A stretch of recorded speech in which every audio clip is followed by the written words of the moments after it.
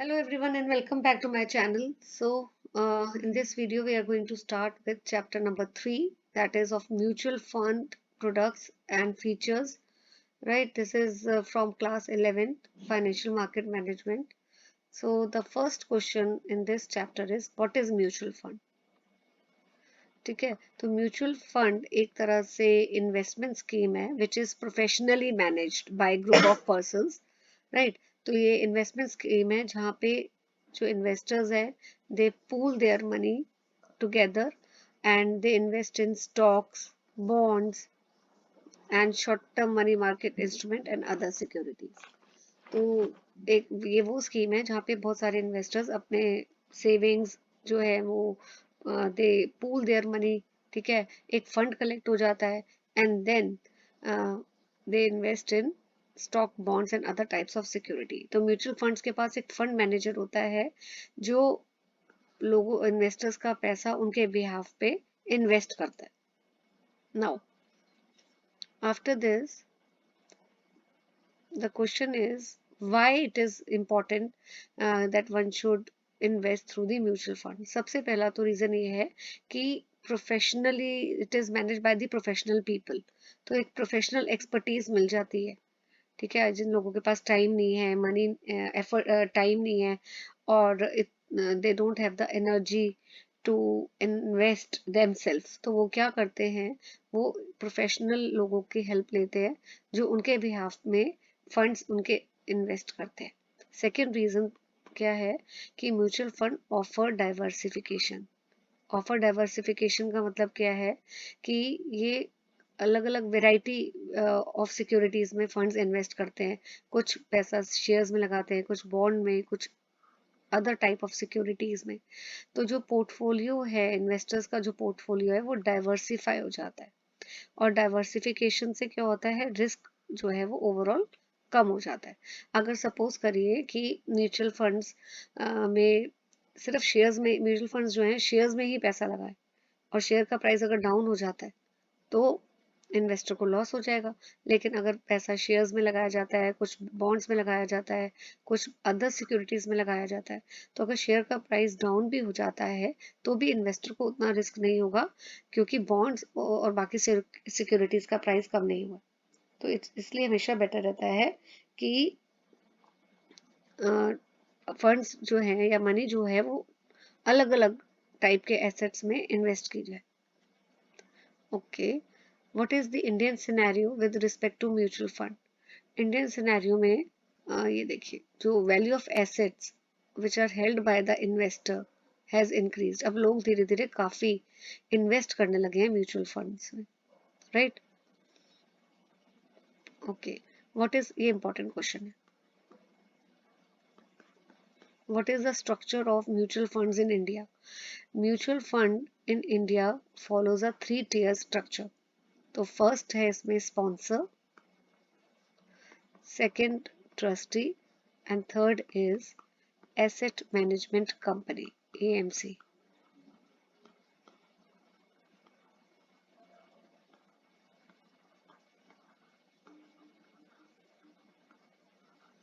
Okay, सो sponsor कौन होता है? स्पॉन्सर जो है फर्स्ट टीयर है म्यूचुअल फंड का. ठीक है, स्पॉन्सर कौन है? जो सबसे पहले सोचता है कि म्यूचुअल फंड स्टार्ट करना है, who thinks of starting the mutual fund. तो स्पॉन्सर क्या करता है, सेबी को अप्रोच करता है जो मार्केट रेगुलेटर है. ठीक है, and also it regulates the mutual fund. तो स्पॉन्सर सबसे पहले, अगर स्पॉन्सर को म्यूचुअल फंड स्टार्ट करना है तो सेबी को अप्रोच करेगा क्योंकि सेबी जो है म्यूचुअल फंड को रेगुलेट करता है. राइट, सो स्पॉन्सर जो है he should have the sound track record. Sound track record का क्या मतलब है? साउंड ट्रैक रिकॉर्ड का मतलब होता है कि स्पॉन्सर जो है he should be carrying the business of financial services for not less than 5 years. जो स्पॉन्सर है उसको मिनिमम 5 साल के लिए वो फाइनेंशियल सर्विसेज का बिजनेस उसको उसने किया हो. If is into the business of financial services for a period which is not less than 5 years, तो माना जाता है कि he has a sound track record. Second कि जो उसकी नेट वर्थ है it should be positive in all the preceding 5 years. 5 साल के लिए he is into the business of financial services और उन 5 सालों में जो नेट वर्थ है उसकी पॉजिटिव होनी चाहिए, नेगेटिव नहीं होनी चाहिए. थर्ड कंडीशन, साउंड ट्रैक की थर्ड कंडीशन ये है कि कंडीशंस फॉर साउंड ट्रैक भी आप लिख सकते हो.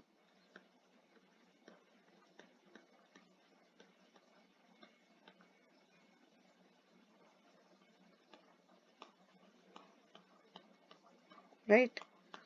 सो the net worth in the immediately preceding financial year, जो net worth है sponsor की, वो it should be more than the capital contribution in the asset management company. तो इसको अगर याद करना है तो आप ऐसे लिख सकते हो कि जो स्पॉन्सर की नेट वर्थ है वो ज़्यादा होनी चाहिए then capital contribution in the asset management company. D, fourth condition क्या है कि जो प्रॉफिट्स हैं after depreciation interest and tax, ठीक है, ये प्रॉफिट्स जो है in the 3 out of 5 preceding years including the 5th year. तो स्पॉन्सर के पास डेप्रिसिएशन इंटरेस्ट और टैक्स ऑब्लिगेशंस के बाद प्रॉफिट्स होने चाहिए. Out of the 5 years 3 years में एटलीस्ट प्रॉफिट्स होने चाहिए. एंड फिफ्थ कंडीशन इज कि स्पॉन्सर ने कंट्रीब्यूट करना चाहिए amount to the he should has contributed not less than 40% of the net worth of the asset management company. तो जो भी net worth है asset management company की, तो स्पॉन्सर जो है उसको उसका मिनिमम 40% कंट्रीब्यूशन उसने स्पॉन्सर ने किया होना चाहिए. उसका कंट्रीब्यूशन मिनिमम 40% होना चाहिए of the net worth of asset management company. Right. Second आपका टीयर फर्स्ट स्पॉन्सर है, सेकंड है ट्रस्टी.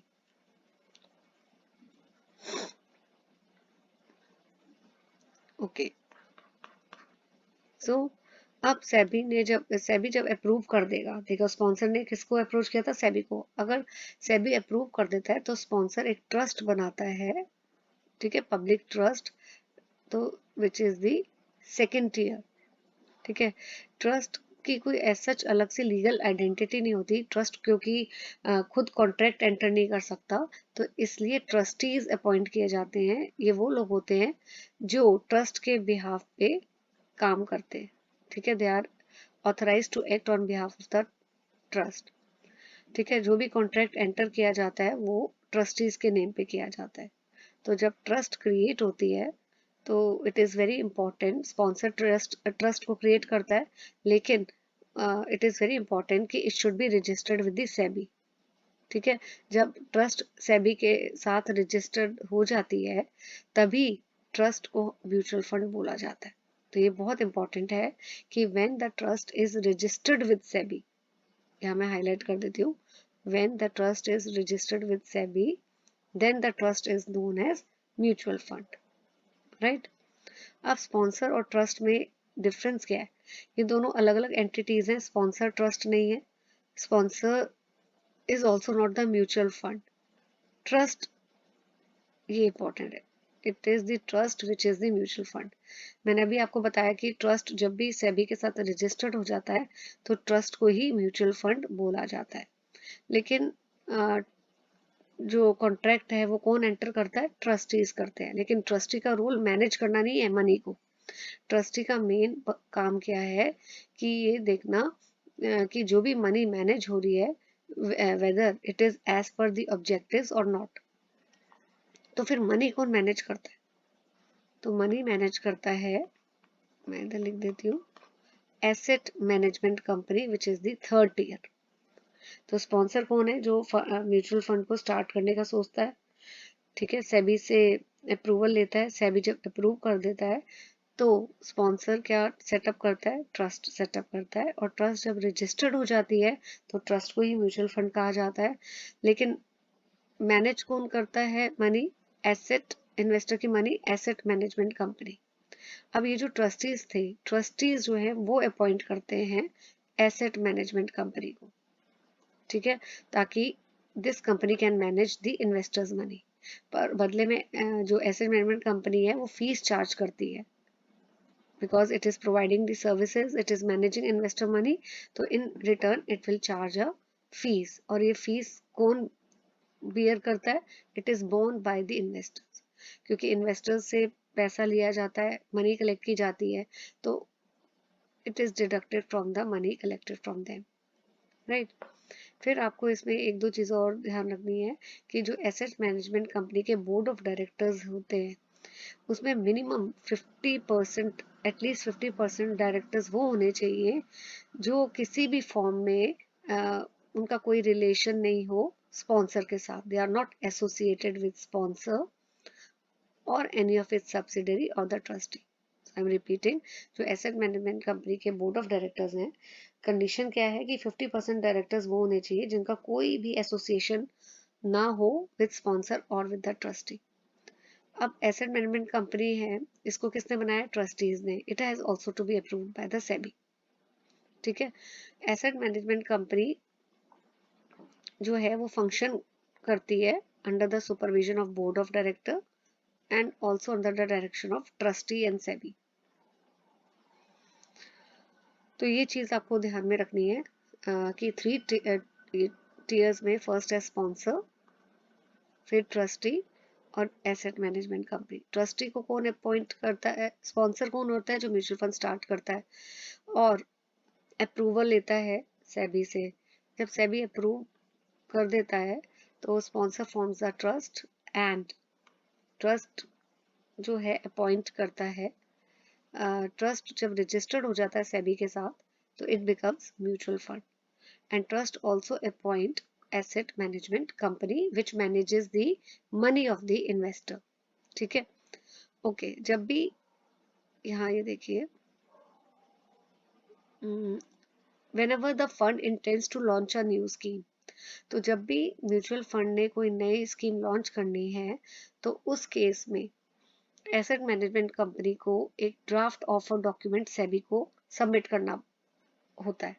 तो ये जो ड्राफ्ट ऑफर डॉक्यूमेंट है, जब उसको अप्रूवल मिल जाता है सेबी का तो it becomes offer document of the scheme. ये एक लीगल डॉक्यूमेंट है, ठीक है। और इन्वेस्टर जो भी डिसीजंस लेते हैं वो उसी बेसिस में लेते हैं कि जो इंफॉर्मेशन इस ऑफर डॉक्यूमेंट में होती है, राइट। जो कंप्लायंस ऑफिसर होता है he has to sign the due diligence certificate in the offer document. तो ऑफर डॉक्यूमेंट में ये सर्टिफिकेट को कौन, ड्यू डिलिजेंस सर्टिफिकेट को कौन साइन करता है? Compliance officer. और इन केस कोई कंप्लायंस ऑफिसर नहीं होता तो देखिए यहाँ लिखा हुआ है, अगर कोई कंप्लायंस ऑफिसर नहीं है तो सीईओ या चेयरमैन जो है एसेट मैनेजमेंट कंपनी के, वो इस सर्टिफिकेट को साइन करते हैं। सो जब भी पेपर में अगर आपका ये क्वेश्चन आता है तो आपको, I will advise you to first make this flow chart and then explain each tier one by one, right. Now what is the role of AMC? तो रोल क्या है एसेट मैनेजमेंट कंपनी का? अभी मैंने आपको बताया, to manage the investors money, right. So asset management company जो है it cannot deal with single broker beyond a certain limit of transaction। फिर asset management company it can not act as a trustee, ये mutual fund की trustee की तरह नहीं act कर सकती है, राइट। और इस एसेट मैनेजमेंट कंपनी के पास के ऊपर रिस्पॉन्सिबिलिटी है कि it has to prepare OD. OD का मतलब ऑफर डॉक्यूमेंट, राइट। देन जितने भी इंटरमीडिएरीज हैं like independent financial advisors etcetera, ये इनकी अपॉइंटमेंट कौन करता है? Asset management company, right.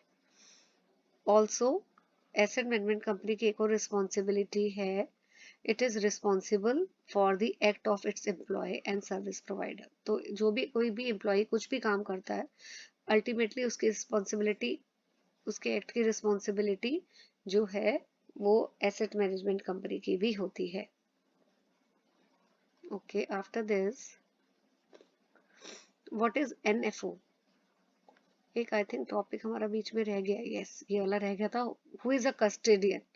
कस्टेडियन कौन होता है? जो एसेट्स होते हैं म्यूचुअल फंड स्कीम्स के, it is held by the custodian. तो कस्टेडियन जो है, it basically hold the assets of the mutual fund. Main काम क्या होता है कस्टेडियन का? मेन रोल क्या है कि जितनी भी फिजिकल सिक्योरिटीज है उनको सेफली रखना, ठीक है। और जो भी कॉर्पोरेट एक्शंस हैं जो हमने अभी लास्ट चैप्टर में पढ़े थे, जैसे राइट्स, बोनस, डिविडेंड जो कंपनी डिक्लेयर करती है, तो टाइम टू टाइम उनके सारे कॉर्पोरेट एक्शंस के ऊपर ध्यान रखना, राइट। तो इन्वेस्टर्स ने जिन भी कंपनीज के ऊपर अपना फंड्स पैसा इन्वेस्ट किया हुआ है, उन कंपनीज के जितने भी कॉर्पोरेट एक्शंस हैं, to keep a watch on the corporate actions, that is also the role of custodian. Custodian is appointed by board of trustees, ठीक है। और मेन इनका जो रोल ये भी है कि it protect the investor against fraud and miss appropriation. तो मैं इसको अगर पॉइंट वाइज बोल देती हूँ कि एसेट्स जो हैं they are held by custodian, ये फर्स्ट पॉइंट आप लिख सकते हो। सेकंड, इनका जो रोल है to safe keep the physical securities. Third, जो भी कॉर्पोरेट एक्शंस हैं उसमें उसको वॉच करना, ठीक है। इसको ऐसे कर देते। फोर्थ, कि इन्वेस्टर्स को प्रोटेक्ट करना against any fraud etcetera, right. Fifth क्या है कि custodian also participate in clearing and settlement system. This is the fifth role of the custodian, right? Then what is the role of AMC हम कर चुके हैं। what is an NFO? NFO को का full form है new fund offer, right. जब भी asset management company launch करती है new scheme under the name of the trust after getting approval from the trustee and SEBI, तो एसेट मैनेजमेंट कंपनी जब भी 3 tier स्ट्रक्चर बन जाता है, पहला है sponsor, then the second is your trustee, third is asset management company. तो asset management company जो है एक नई स्कीम लॉन्च करती है under the name of the trust. तो जब ये नई जो scheme asset management company launch करती है, इसी को बोला जाता है न्यू फंड ऑफर, राइट। एक तरह से ये इनविटेशन है, इन्वेस्टर्स को इनवाइट करती है ताकि वो अपनी मनी जो है म्यूचुअल फंड में इन्वेस्ट करें, right, by subscribing to its units. तो जब भी स्कीम लॉन्च की जाती है, इन्वेस्टर्स को अप्रोच किया जाता है, उनसे बात की जाती है और उनसे पैसा कलेक्ट किया जाता है, right. So this is new fund offer का मतलब है कि new scheme which is launch by the asset management company. Now, what is the role of registrar and transfer agents? इनका रोल क्या है रजिस्ट्रार का और ट्रांसफर एजेंट्स का, राइट। तो रजिस्ट्रार जो और ट्रांसफर एजेंट्स हैं, ये एजेंसीज हैं जो इन्वेस्टर्स के रिकॉर्ड्स को मेंटेन करती हैं। It keeps the record of mutual fund investor, तो it maintain the investor records, ये इनका रोल होता है, ठीक है। वो इन्वेस्टर की सारी डिटेल्स मेंटेन करती हैं, जैसे कि इन्वेस्टर का नेम क्या है, एड्रेस क्या है, एंड कितने यूनिट्स उन्होंने, it is held by the investor. It keeps every record of the investors. और जब भी कोई इन्वेस्टर एग्जिट करना चाहता है स्कीम से, यानी कि he wants to redeem, redeem का मतलब होता है इन्वेस्टर ने पहले यूनिट्स लिए थे, पैसा लगाया था म्यूचुअल फंड में और बदले में उसको यूनिट्स मिले थे, अब वो उन यूनिट्स को सेल करना चाहता है, सेल करना चाहता है यानी कि रिडीम करना चाहता है, ठीक है।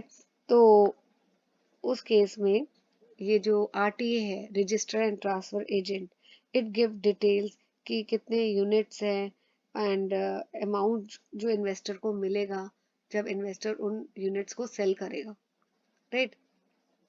सो आरटीए जो है it handle all the paper work, चाहे वो फिजिकल फॉर्म का हो या ऑनलाइन ट्रांजेक्शन से रिलेटेड हो।